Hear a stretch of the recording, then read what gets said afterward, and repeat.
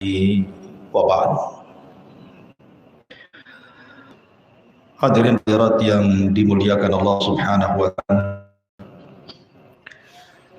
Alhamdulillah, di pagi hari ini kembali kita bisa duduk di Masjid Nidahul Ilmi Kapling Beliung, suku Pangbatang.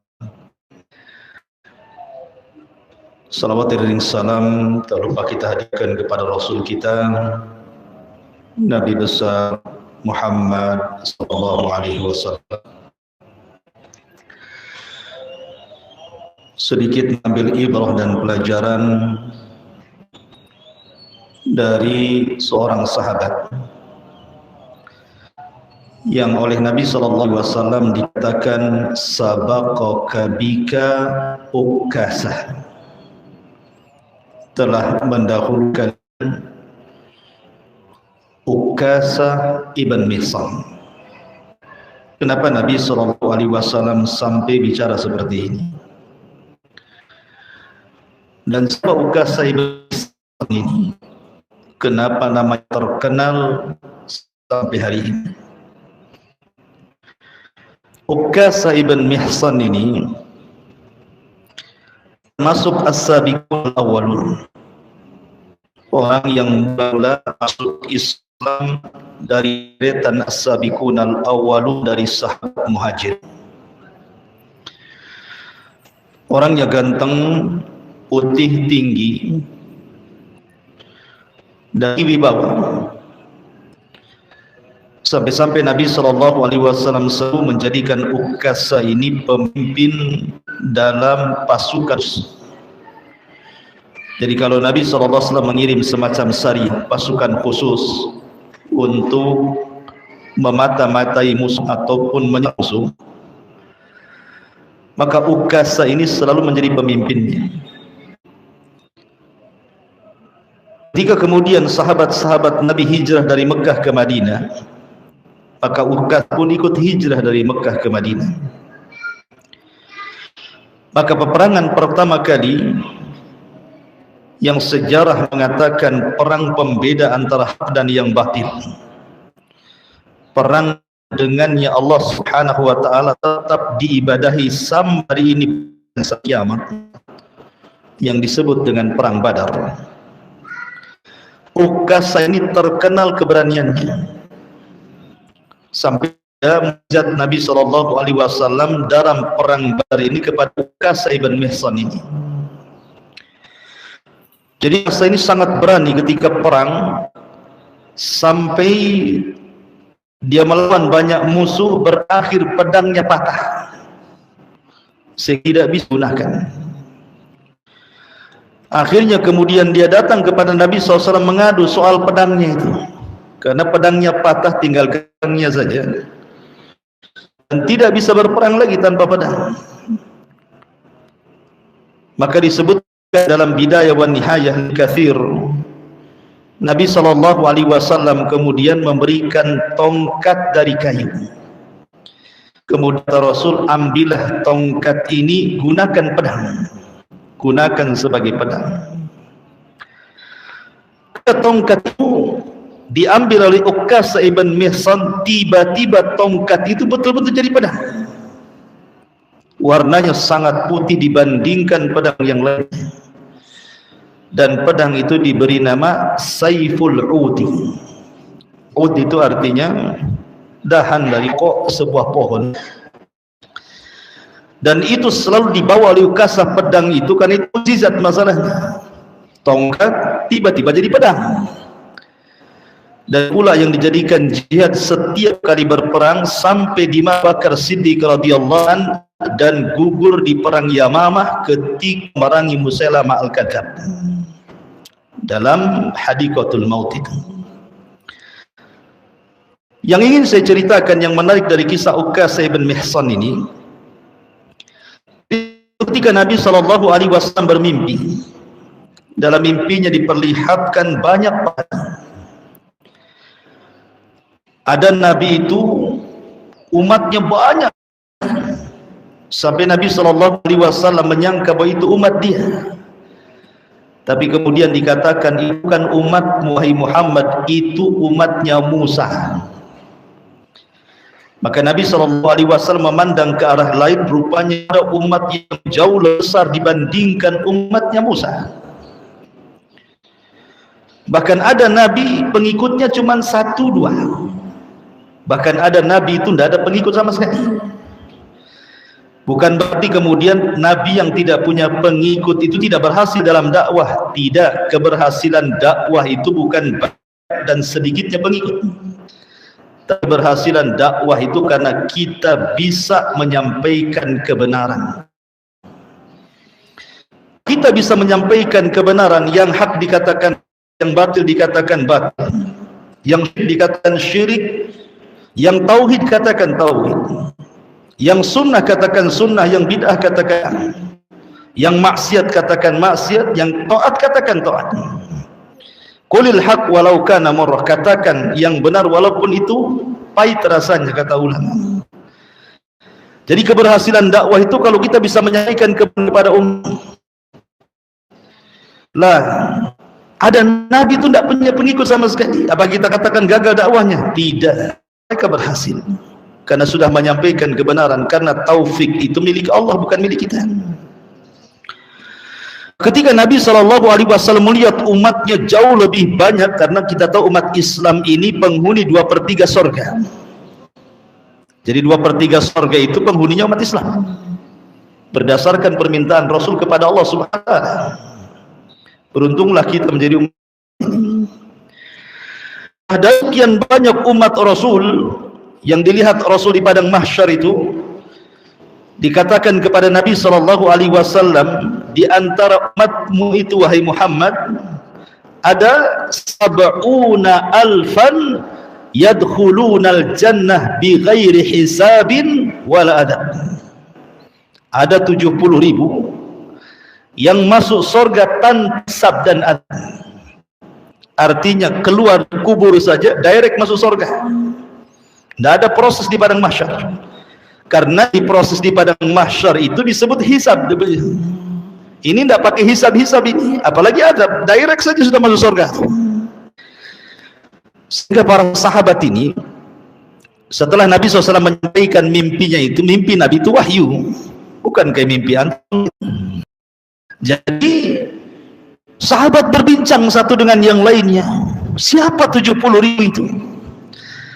Apakah kami para sahabat, ataukah putra-putra sahabat yang tidak menyekutukan Allah kalau saja ke bumi langsung masuk Islam, ataukah siapa?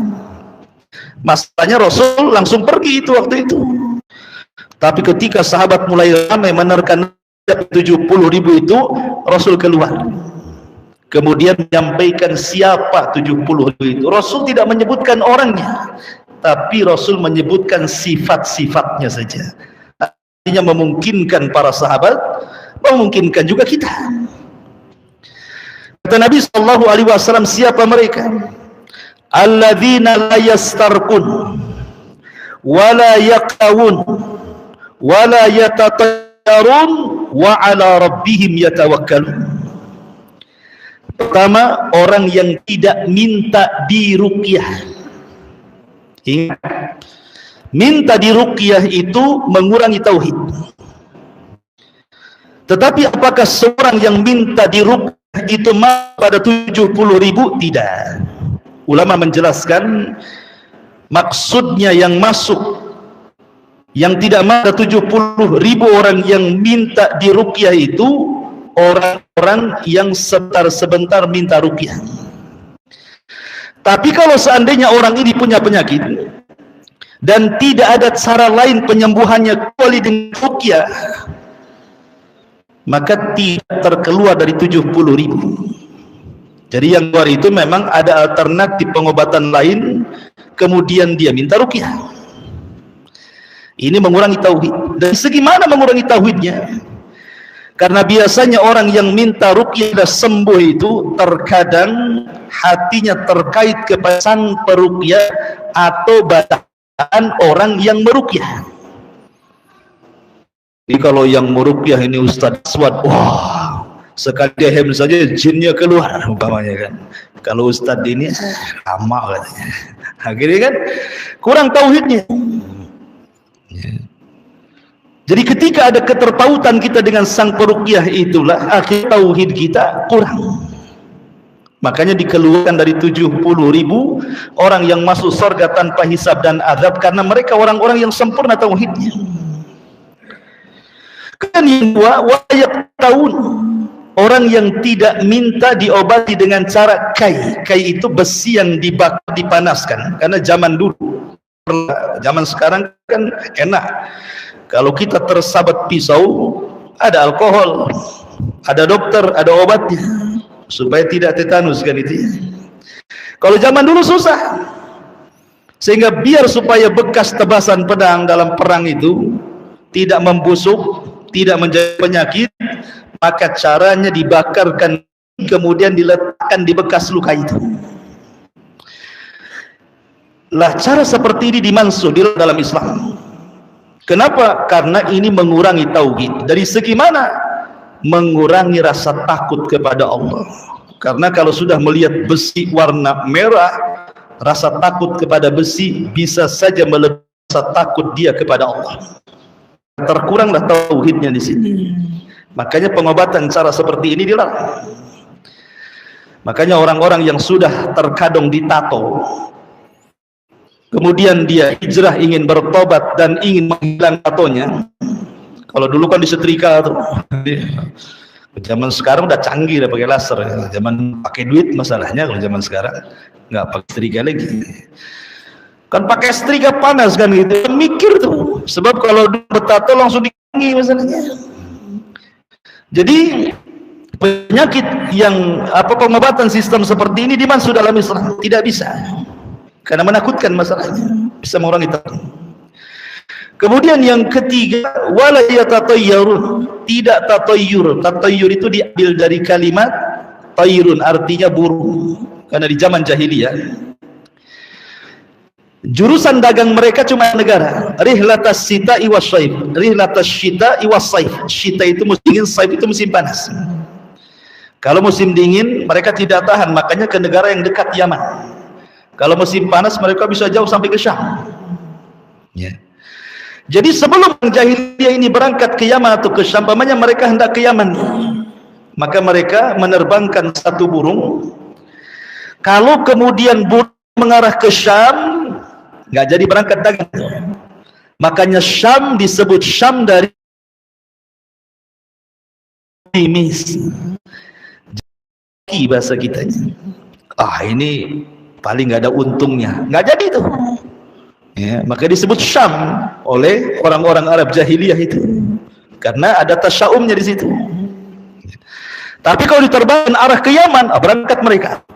Ini hoki nih dagangnya. Lah menyandarkan hoki dan tidaknya untung dan buntungnya sebuah usaha kepada burung itu ditatayyur namanya. Kalau dulu medianya cuma burung saja, kalau sekarang macam-macam. Tatayyur di zaman sekarang bukan hanya burung saja, sampai kepada toke itu jadi tatayyur. Kalau toke ya, hitung tuh 5 kali, mantap nih katanya. Kalau 3 kali, wah dapat. Sampai suara toke jadi tatayyur di zaman sekarang. Sampai kepada angka di London ada 13, 12 langsung 14 katanya. Mana 13-nya? Sial katanya. Sampai disialkan angka. Sampai ke tangan gatel gitu ya. Ini tangan kalau sebelah kanan gatel, ini ada yang ngasih duit. Sekali yang sebelah kiri gatel, debt collector datang. Kan aneh-aneh sekarang ini. Tatayyurnya itu kemana-mana. Ya. Dan itu kecil gitu ya. Itu mengurangi tauhid. Kemudian yang keempat, wa ala rabbihim yatawakkalun, dan mereka yang betul bertawakal kepada Allah. Dan ini yang paling berat. Tawakal ini yang paling berat.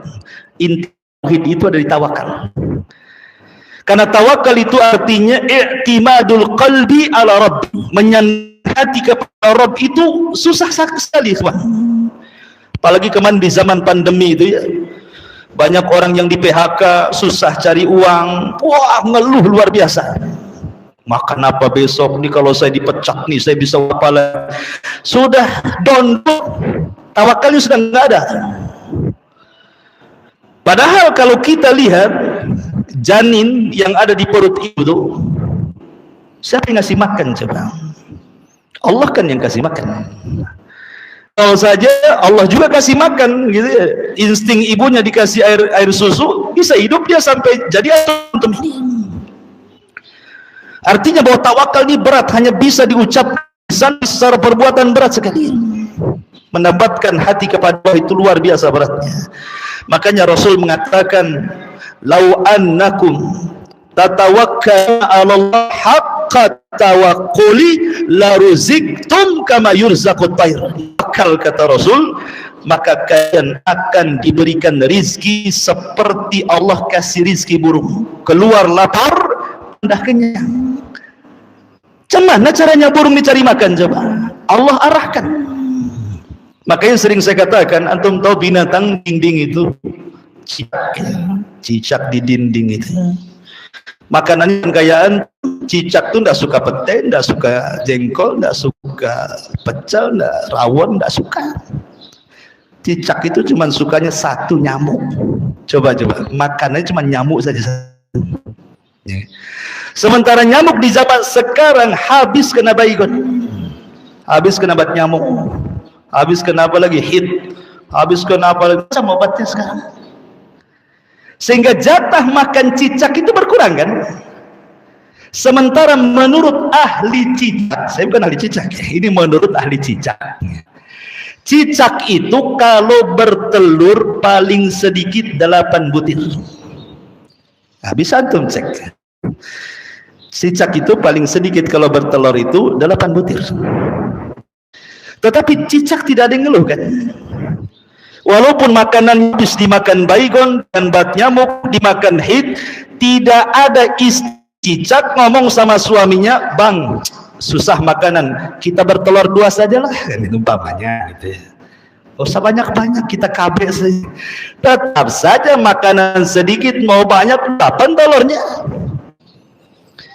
Manusia tidak sama seperti cicak gitu ya. Negeri banyak, takut punya anak 3 itu. Pikirannya siapa yang ngasih makan, siapa ini, siapa itu. Tawakalnya di mana? Itu maksudnya. Sementara cicak itu subhanallah, lawannya cicak nyamuk saja. Nyamuk itu lebih parah lagi, karena rizkinya nyamuk itu ada di antum, darah antum tuh. Belum nempel saja antum sudah tepak. Takut deketi antum, nunggu antum ngorok dulu, baru datang dia. Gitu. Habis nih ya, nyamuk nih kalau gigit darah nih, dia tidak bisa mengkonsumsi makanannya sampai nempel di dinding. Kalau dia masih terbang-terbang tuh, belum jadi itu makanannya, masih di tangan. Kalau sudah nempel di dinding, baru masuk ke perut, sampai di dinding, di cicak, habis lagi. Coba bayangkan ya, ini cicak pis nyamuk saja. Kalau cerita rizki itu, subhanallah, manusia Allah mudahkan, tapi tidak ada tawakal. Makanya kenapa orang yang tidak tawakal itu dikeluarkan dari 70.000 ini. Yang ingin saya ceritakan dengan kisah Ukasah ibn Hasan ini, ketika Rasul menyebutkan 4 ciri orang yang akan masuk surga tanpa hisab dan azab ini, subhanallah. Tiba-tiba Ukasah berdiri. Semua sahabat memandang Ukasah. Kemudian Ukasah mengatakan, "Ya Rasulullah, ud'uhum, doakan aku termasuk mereka 10.000 itu." Ketika Ukasah mendapatkan izin dari Rasul, "Anta minhum," termasuk mereka, semua sahabat berdiri. "Aku juga Rasul, aku Rasul." Kata Rasul, "Sabaqaka bika Ukasah." Oh, tidak bisa, Ukasah sudah mendahului kalian semuanya. Sebab itu nama Ukasah ibn Mihsan terkenal. Bukan hanya sekedar dijanjikan masuk surga, tapi lebih daripada itu, dijanjikan masuk surga tanpa hisab azab. Kata para ulama, antum kalau berdoa, jangan minta surga saja. Karena orang masuk surga itu ada yang lewat proses direct masuk surga, ada yang proses hisab masuk neraka, dikeluarkan masuk surga lagi. Jadi jangan sampai ya Allah masukkan aku ke surga. Jangan sampai di sini doanya. Ya Allah masukkan aku ke surga tanpa hisab dan tanpa azab, gitu maksudnya. Sebab orang masuk surga ada yang lewat hisab dulu. Hisab itu bagian daripada azab. Maka minta masuk surga, ya Allah masukkan aku ke surga bi ghairi hisab wala azab.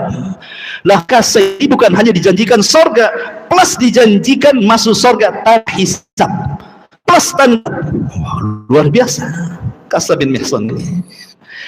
Baik, masyarul muslimin yang dimuliakan Subhanahu wa ta'ala. Tapi ada cerita yang masyhur di kalangan para ulama tentang Ukasha ini, tetapi setelah diteliti sanadnya memang diperbincangkan para ulama. Dhaif, tidak jelas kisahnya, tapi masyhur, saya ceritakan. Ketika Nabi SAW di puncak sukses pimpinannya, Mekah sudah dikuasai, Madinah sudah dikuasai, orang Arab sudah masuk Islam di mana, Islam sudah di atas jaya-jayanya. Tiba Rasul ketika sakit, menjelang wafatnya, dia tegas mimbar, dan itu khutbah terakhir.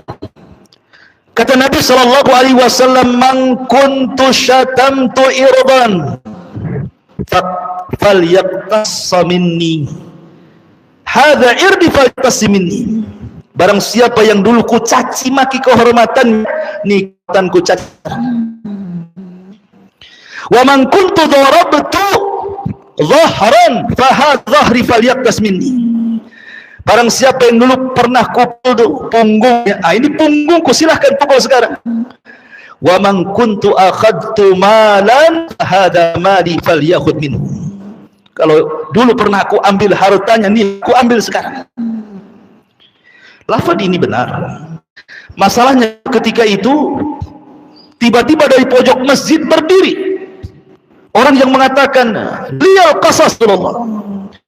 Saya hendak mengkisos dirimu wahai Rasul, karena engkau sudah mengatakan siap dikis, saya ingin mengkisos dirimu. Wah, semua sahabat terarah kepada orang itu. Oh, berani-beraninya Rasul sudah ngomong, tiba-tiba kemudian dicegat dan mengatakan seperti itu. Naik darah para sahabat, kurang ajar Ustaz ini. Rupanya setelah dilihat dari jauh, rupanya Ukasha ibn Mihsan. Ukasha ibn Mihsan. Kata Nabi SAW, "Baik, kemari engkau Ukasha." Bicara, kata Rasul, "Bukankah aku sudah berdoa kepada Allah, aku masuk pada 70.000? Kenapa engkau mengatakan seperti itu?" Kata Ukasha, "Ya Rasul, kau sendiri yang ngomong. Kalau engkau minta dikisos, aku ingin. Dulu engkau bariskan aku dalam peperangan, karena aku maju sedikit, sapnya tidak rapi, kau pukul aku tongkat. Aku ingin memukul kamu juga dengan tongkat," katanya. Ali radhiyallahu an, Abbas ibn Muttalib berdiri dan mengatakan, "Rasul, biar aku yang dikisos sama dia, biar pukul aku, jangan dirimu." Kata Rasul, "Ijlis, duduk kau Abbas." Ali berdiri, "Saya aja Rasul." Kata Rasul, Ali, kau duduk juga. Biarkan Ukasha kemari, ambilkan tongkat." Diambilnya tongkat, sudah diayun-ayun tuh. Wah, gimana nggak tegang para sahabat nih, kurang ajar nih. Nabi mau dipukul gitu. Kata Ukasha, "Rasulullah, waktu kau pukul aku nggak pakai baju. Aku juga harus tak pakai baju," katanya kan. Makin kurang ajar lagi itu kan. Maka Rasul buka bajunya. Ketika sudah dibuka baju nih, tongkat sudah ayun, tinggal nyap gitu ya. Tiba-tiba dilempar tongkat itu di peluknya Nabi SAW dan mengatakan, "Ya Rasulullah, aku ingin kulitku terakhir menyentuh kulitmu." Semua menangis. Tapi kisah ini sekali lagi lemah, tapi kadang sudah masyhur gitu ya, ceritakan. Masyarul muslimin yang dimuliakan Allah Azza wa Jalla. Ukasha ibn Mihsan ini terlibat dalam perang memerangi Al-Kadzab, bahkan termasuk pemimpin pemegang bendera, walaupun pemimpinnya umum adalah Khalid bin Walid, tetapi Ukasha ini salah satu pemimpin dari Muhajirin. Lah, di zaman Nabi SAW, di awal-awal dakwah tidak ada orang ngaku Nabi, apalagi periode Mekah ada orang ngaku Nabi. Resikonya berat. Nabi saja yang jelas-jelas Nabi didustakan, diperangi. Munculnya pengakuan Nabi itu setelah suksesi dakwah Nabi. Sudah semua masuk Islam, Nabi sudah punya kedudukan, semua menghormati Nabi, enak juga jadi Nabi, gitu bahasanya. Maka di akhir hayat Rasul muncullah nabi-nabi palsu itu. Kepengen dihormati seperti Nabi SAW. Muncullah Tulaihah ibn Khuwailid, muncullah Sajah bintul Haris, muncullah Musailamah al-Kadzdzab. Ada 4, yang satunya lupa. Maka perempuan namanya Sajah bintul Haris itu perempuan ngaku di zaman Nabi. Pernah kawin sama Musailamah al-Kadzdzab, nabi palsu kawin dengan nabi palsu tuh. Cocok kan gitu ya. Ya, Musailamah nikahi bintul Haris tuh. Sama nabi palsu saling menikah tuh.